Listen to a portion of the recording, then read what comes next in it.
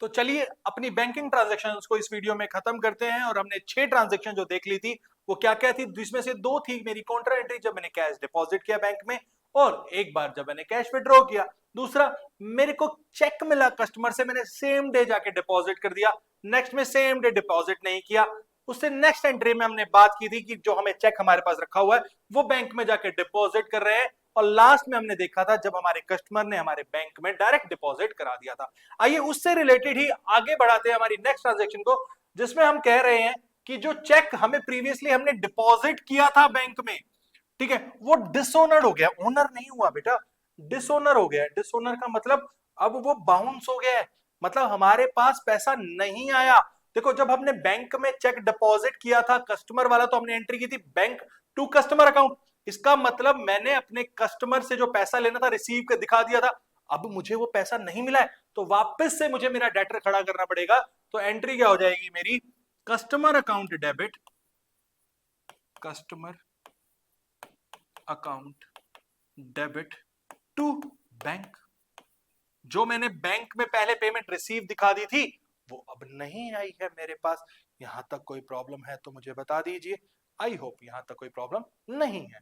ठीक है, मैंने जस्ट अपनी एंट्री को रिवर्स किया। आइए नेक्स्ट एंट्री की बात करते हैं। एंट्री क्या है, नेक्स्ट ट्रांजैक्शन क्या है, कह रहे चेक रिसीव्ड फ्रॉम कस्टमर। मुझे चेक रिसीव हुआ कस्टमर से, ठीक है, मैंने उसको डिस्काउंट अलाउड किया, and discount is allowed to, मैंने डिस्काउंट अलाउ कर दिया, प्रॉम्प्ट पेमेंट का हो सकता है ना, और चेक डिपॉजिट कर दिया on the same day into bank. तो बेटा एंट्री हो जाएगी मेरी, बैंक में पैसा आया, बैंक अकाउंट डेबिट, बैंक हो गया मेरा रिसीवर, बैंक अकाउंट डेबिट। मैंने उसको डिस्काउंट अलाउ किया तो मेरा लॉस, मैं उसको क्या कर रहा हूं, नॉमिनल अकाउंट है तो debit, discount allowed account debit to, देने वाला कौन है, गिवर कौन है, कस्टमर, टू कस्टमर अकाउंट। आई बात समझ में, ये मेरी कंपाउंड एंट्री बन गई, जहां पे मैंने बैंक में अपनी पेमेंट को रिसीव करके दिखा दिया, मैंने अपने लॉस को बुक कर लिया और कस्टमर को टाटा बाय बाय बोल दिया कि अब आपसे मुझे कोई पैसा नहीं लेना है। बट यार एक बात बताओ, ऐसा चेक जो मुझे कस्टमर से रिसीव हुआ जिसपे मैंने डिस्काउंट दिया हुआ है वो डिसऑनर्ड हो गया, वो बैंक में जाते ही बाउंस हो गया।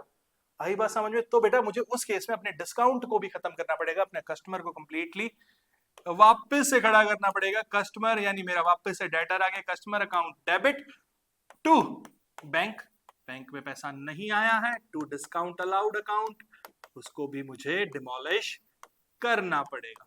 आई बात समझ में, जस्ट रिवर्स कर दी मैंने अपनी एंट्री को।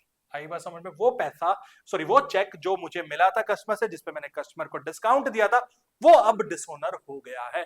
तो ये हो गई मेरी general entry for this transaction. चलिए आगे बात करते हैं, सिंपल ट्रांजैक्शन आ गई। अब कह रहा है when payment is made by issue of cheque, मैंने कोई पेमेंट की, ठीक है, चेक से, तो बेटा जिसको पेमेंट की वो पर्सन होगा, उसका नाम डाल देंगे, तो वो पर्सन अकाउंट डेबिट, वो रिसीवर है मेरा क्योंकि पर्सन है, पर्सन अकाउंट, जो भी पर्सन है उसका नाम account debit to bank, bank से पेमेंट किया क्योंकि, कोई problem, being payment made by cheque, being payment made by cheque, कोई इशू नहीं है। नेक्स्ट कह रहा है when expenses are paid by cheque, मैंने जो भी एक्सपेंस चेक से पेमेंट किया तो एक्सपेंस मेरे को डेबिट करना ही करना है, expenses account debit, expenses account debit to bank, bank से पेमेंट हो गई, being expense, being expense paid. चलो जी, यहां तक कोई प्रॉब्लम नहीं सर, यहां पे भी कोई प्रॉब्लम नहीं है। आइए आगे बात कर लेते हैं, सिंपल सी ट्रांजैक्शन चल रही है, कह रहा है when cash withdrawn from bank, bank से विड्रॉ किया, याद करो पहली एंट्री थी हमारी for personal use of the proprietor. अब पर्सनल यूज है प्रोप्राइटर का, तो बेटा ड्रॉइंग्स हो गई है, ड्रॉइंग्स मेरी हो जाती है debit, drawings account debit to bank, being being being being drawings made.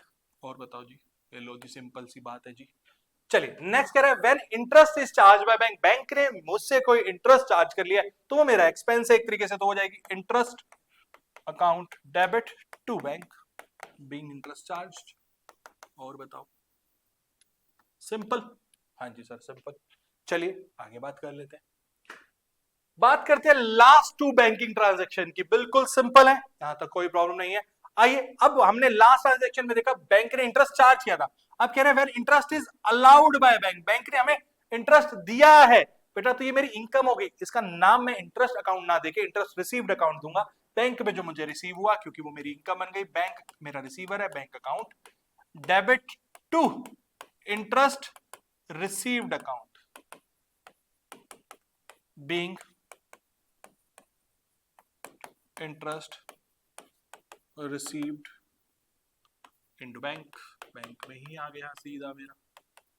चलो जी, एंड लास्ट ट्रांजेक्शन कह रहा है when bank charges some amount, bank ने कोई अमाउंट चार्ज कर लिया हमसे फॉर अपनी सर्विसेज, जो बैंक ने हमें सर्विसेज दी है, तो बैंक चार्जेस हो गया, वो भी मेरा एक तरीके से एक्सपेंस बन गया। एक्सपेंस को मुझे पता है मुझे क्या करना है, डेबिट, तो क्या हो जाएगी मेरी entry, bank charges account debit to bank account being bank charges paid. और बताओ, सिंपल। ये थी मेरी सारी बैंकिंग ट्रांजैक्शंस।